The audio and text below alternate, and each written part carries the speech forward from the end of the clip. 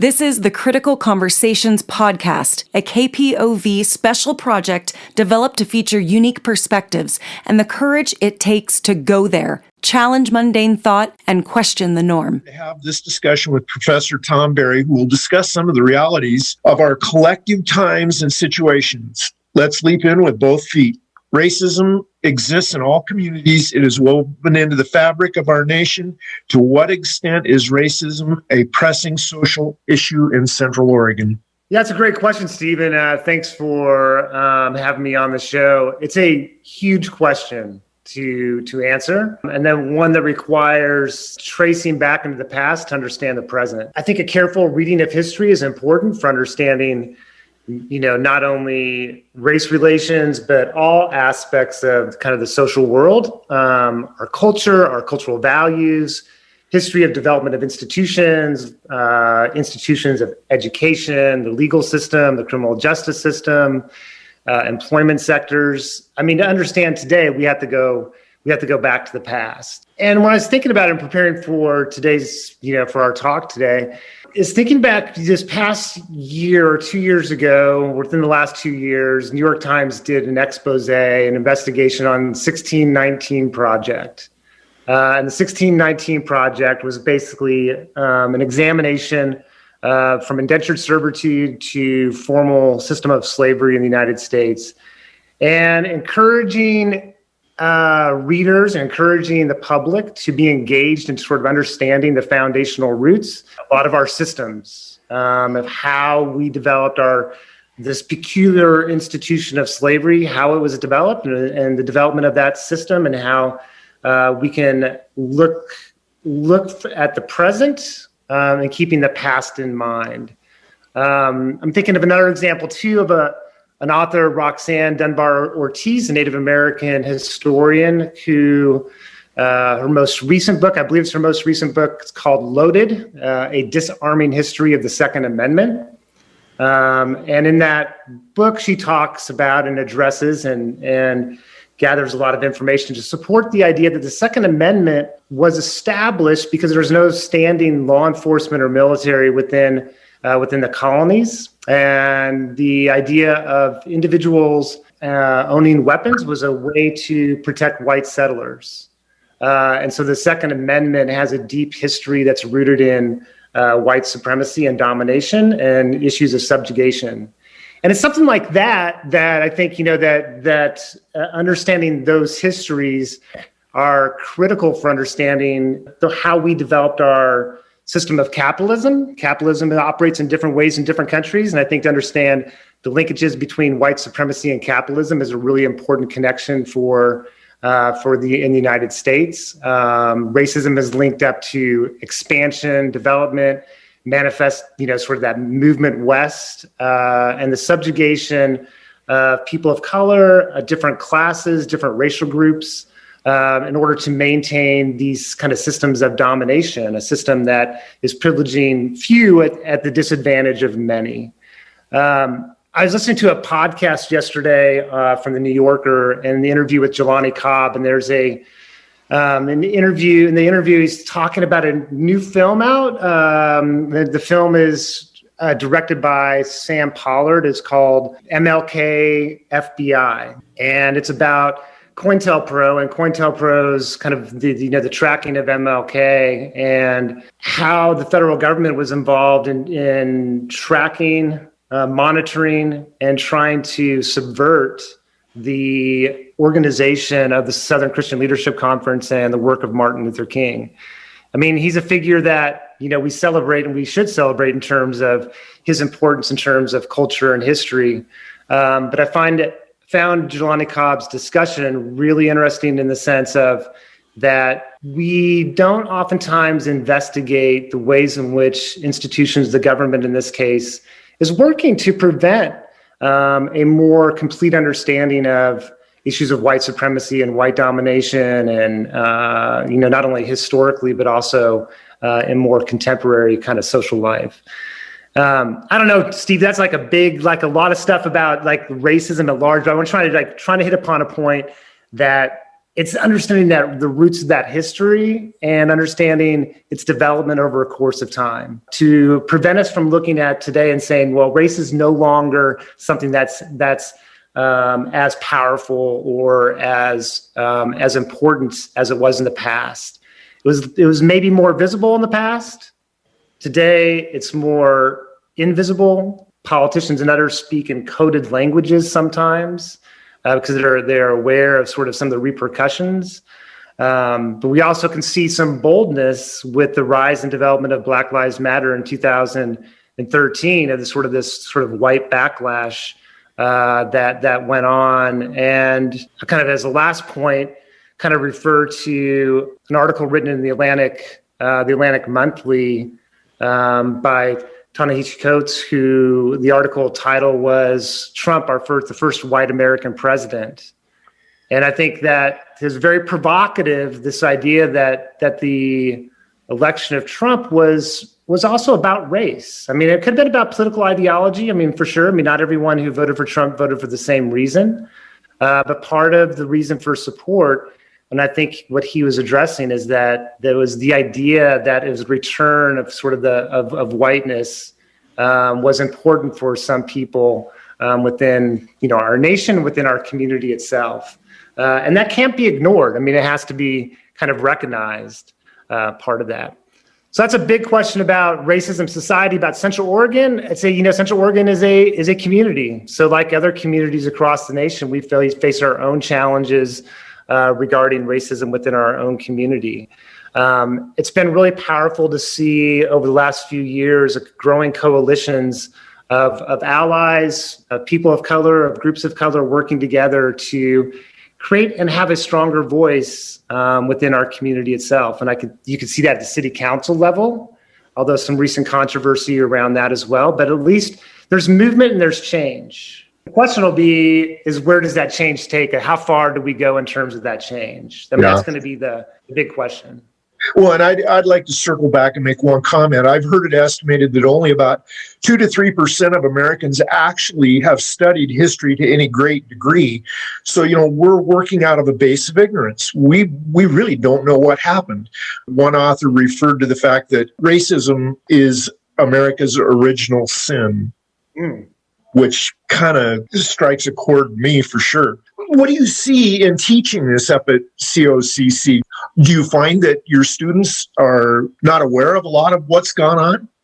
That's a great question, Steve. And I appreciate you asking that question. This is an opportunity to kind of reflect on what I've seen as an instructor for 20 some years. I've been teaching sociology of race, class, and gender for about 15 years. I've worked with a lot of students over the years. It's been a personal journey of myself as well to become more and more educated. And it's an area, there's always more and more to know. What I've discovered, I'm really, hopeful in terms of the future by looking at the sample of the students that I have within the classes that I teach. And students come today compared to 15 years ago, students come into the classroom much more interested, engaged, informed, and for students of the dominant group, much more open and less defensive. Like they get white privilege. Like that's not even something that it's not even debated. In the past 15 years ago, it was more common for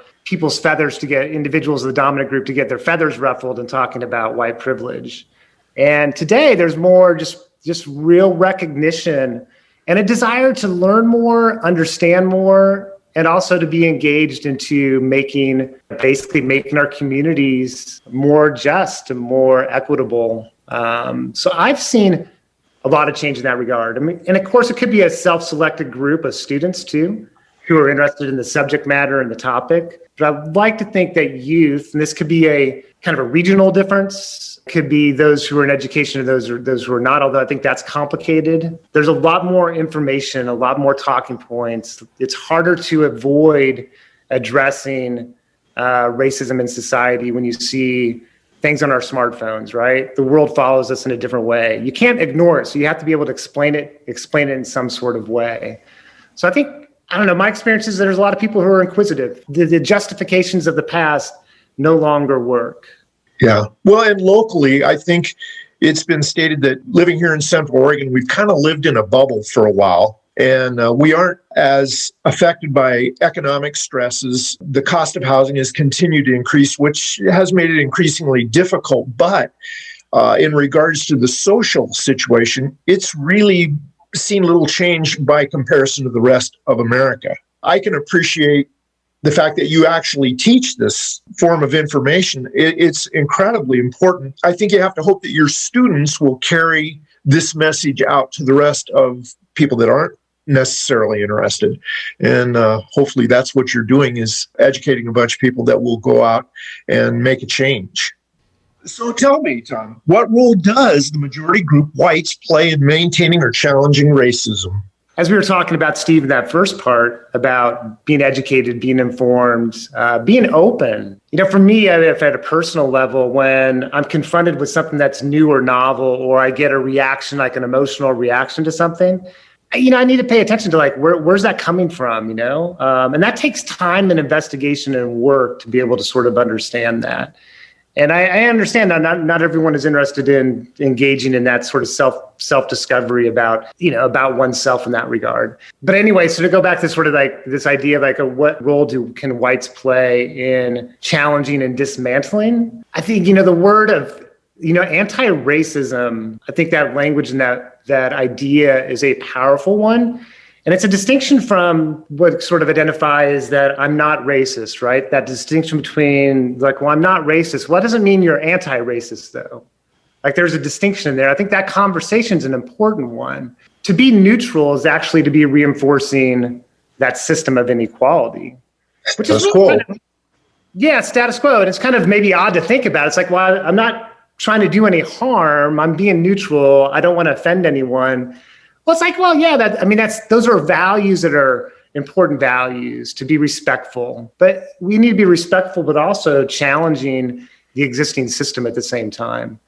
And I think the development of that language of anti-racism, there's anti-racism curriculum in schools. There's a focused effort to provide more information, more perspectives that are challenging the status quo. And that's kind of one level of engagement, I guess, is being able to be a voice for how, whites occupy majority positions of leadership within institutions. So who's going to change those systems has to be a partnership with individuals who occupy positions in those institutions. It's work, it's effort, and it's a commitment to bringing about change within in that regard. And then it's sort of another perspective offer too. I think there's some interesting work on sort of ideas of whiteness. I remember years ago, read a book by Neil Painter. She's a historian, and the book is called The History of White People. And it's sort of an examination of basically about the development of biological ideas of race and ideas about whiteness. And it's really thought-provoking to kind of engage in and start thinking about, what does it mean to be white? What does it mean to raise a white child? Even that idea, that's very profound. And I think it kind of gets to the point is that oftentimes majority group doesn't see themselves as raising a child in a way in which the child's developing a racial identity. And we all develop racial identities. We live in a world where race is a part of the social world. So by not engaging in thinking about how race operates, as you mentioned, I think it's status quo. It just reinforces kind of the status quo. And as I make one last comment, I thought it was a really powerful kind of perspective too. And this goes back, you probably remember Phil Oakes. Remember Phil Oakes? Oh, yeah. Yeah.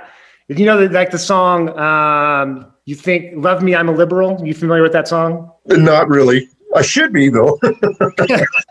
In that song, Love Me, I'm a Liberal, Phil Oakes is really critiquing individuals who identify themselves as being progressive or liberal.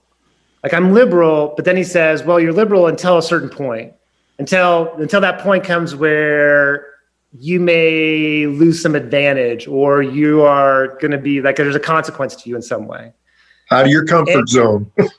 Yeah, you're out of your comfort zone. And I mentioned one more book in case readers are interested or listeners are interested.